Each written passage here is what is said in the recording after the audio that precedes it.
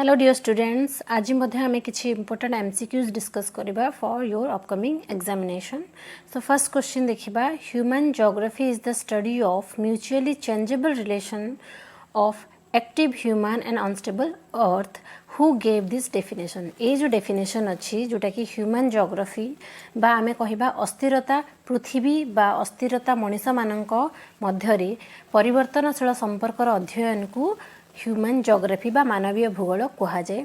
ये डेफिनेशनटा आमर किए देइथिले? ऑप्शन देखिबा, F Ratzel, E C Semple, Blache, Carl Sauer. So answer कौन हबो?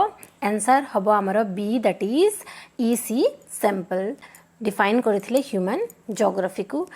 नेक्स्ट देखिबा आमे 2 number question, who coined new determinism. नूतन निश्चयवाद को किए परिप्रकाश करथिले? ऑप्शन देखिबा, Ratzel, Griffith Taylor, Ellen C Semple, Paul Vidal de la Blache. Answer कौन हबो? आंसर हबो आमर दैट इज जी टेलर बा ग्रिफिथ टेलर। नेक्स्ट देखिबा 3 number question, which one of the following figures represent the working age group of the population.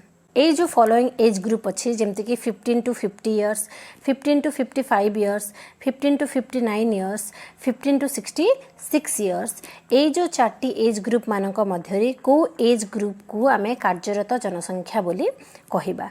Answer हबो हमरो 15 to 59 years old। Okay, 4th number question देखिबा, which type of age sex pyramid is of Australia. Australia रे केउ प्रकार बयस लिंग pyramid देखा मिली थाए? ऑप्शन देखिबा, expanding, constant, declining, negative.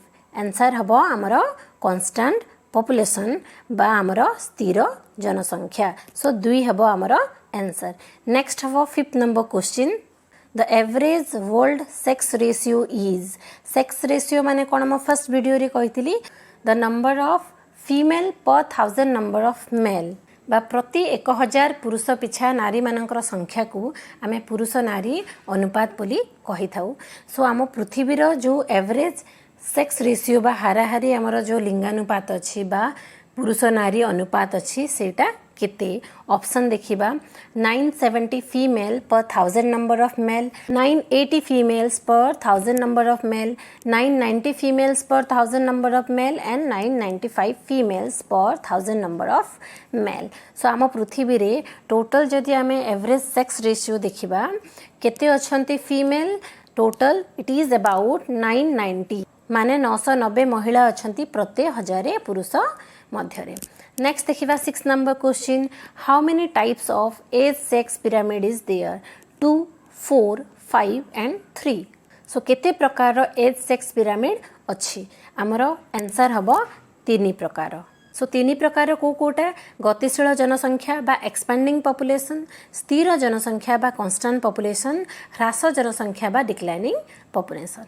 Next देखिबा 7 number question, which country has recorded the highest sex ratio in the world. पृथ्वीर केउ देश रे सबुठारु अधिक आमे लिंगानुपात देखिबा को पाई थाउ? ऑप्शन देखिबा, Qatar, Latvia, India, France. So answer हबो आमर लाटविया। लाटविया रे आमे टोटल देखि थाउ for about 1187। Okay, 1187 female per 1000 number of male. Next देखिबा 8 number question, which country's population shows a declining population. केउ देशर जनसंख्या आमे ह्रास जनसंख्या देखि थाउ? India, Japan, Australia, France. Answer हबो आमर दैट इज जापान। जापान रे आमे ह्रास जनसंख्या देखि थाउ। नेक्स्ट देखिबा 9 number question, which diagram shows age sex structure. A line graph, a bar graph, a pie diagram, a population pyramid. So population pyramid ही आमर एज सेक्स स्ट्रक्चर को दर्शाई थाए। सो आंसर हबो आमर that is D, a population pyramid which shows the age sex structure. Next is 10 number question, which of the following options is reflected by the population pyramid of Japan? टिके आगुरी आम discuss करथिले कि Japan रो population केमती अछि that is declining population बा ह्रास जनसंख्या से डिक्लाइनिंग पॉपुलेशन ऑफ जापान रो कैरेक्टरिस्टिक कोन देखिबा low birth rate and high birth rate and low death rate low birth rate and low death rate high birth rate and high death rate so answer हबो that is low birth rate and low death rate निम्न जन्म हार और मृत्यु हार मध्य अछि कहार characteristic that is the population of Japan which is declining population बा ह्रास जनसंख्या नेक्स्ट देखिबा हमें 11 number question which of the following is not a primary activity so activity माने कोन एक्टिविटी बा ह्यूमन एक्टिविटी कहले हमें मानवीय कार्यावली बुझी थाउ तो बा मानवीय वृत्ति बुली बुझी थाउ तो ए जो हमर एक्टिविटी अच्छी एक्टिविटी बेसिकली केते प्रकार अच्छी 4 प्रकार जेमती कि प्राइमरी एक्टिविटी बा प्राथमिक वृत्ति सेकेंडरी एक्टिविटी बा माध्यमिक वृत्ति टर्शियरी एक्टिविटी बा तृतीय स्तरीय वृत्ति आउ क्वाटरनरी एक्टिविटी बा 4 स्तरीय वृत्ति तो प्रथम है आमर कोटा that is primary activity so ये जो फॉलोइंग एक्टिविटीज गुड़ाक अच्छी से एक्टिविटीज मानक मध्य को एक्टिविटीजटा आमर प्राइमरी एक्टिविटी नुह बा प्राकृतिक वृत्ति आमे को वृत्ति को कहिबानी सो ऑप्शन देखिबा फॉरेस्ट्री फिशिंग हंटिंग मैन्युफैक्चरिंग ए जो फॉरेस्ट फिशिंग हंटिंग हैला these are the example of primary activities but manufacturing is not an example of primary activity so that the manufacturing is the answer because it includes in the secondary activity.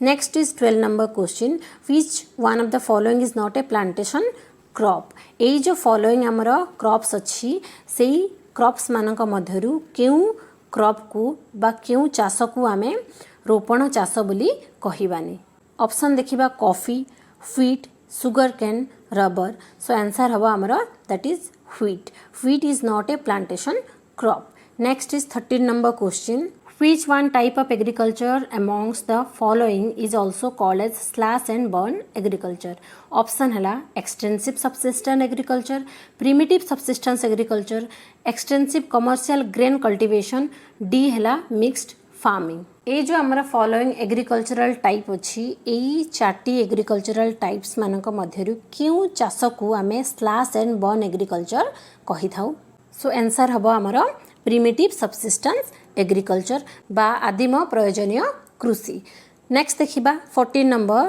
Which one of the following are primary activities टिके आगु आमे discuss करथिले primary activities हला गुटे human activities रो types so यही जो following activities गुड़ाक अच्छी जमती कि एग्रीकल्चर माइनिंग फिशिंग सो ये जो 3टी प्राइमरी एक्टिविटीज अच्छी यही एक्टिविटीज मानक मध्यरु को एक्टिविटीजटा हमर प्राइमरी एक्टिविटीज सो आंसर हबो हमर D all of these means सबु एग्रीकल्चर मध्य प्राइमरी एक्टिविटीज माइनिंग मध्य हमर प्राइमरी एक्टिविटीज फिशिंग मध्य हमर प्राइमरी एक्टिविटीज बिकॉज ये जो 3टी एक्टिविटीज अच्छी these activities are directly related to the nature okay बा प्रकृति सहित हमर ए जो काम गुड़ाक जो कि इन्वॉल्व रहुची नेक्स्ट देखिबा हमर 15 number question rubber plantation is famous in Sri Lanka Brazil Malaysia USA rubber चाष क्यों देश रे प्रसिद्ध सो आंसर हबो हमर दैट इज मालेशिया रे प्रचुर मात्रा रे रबर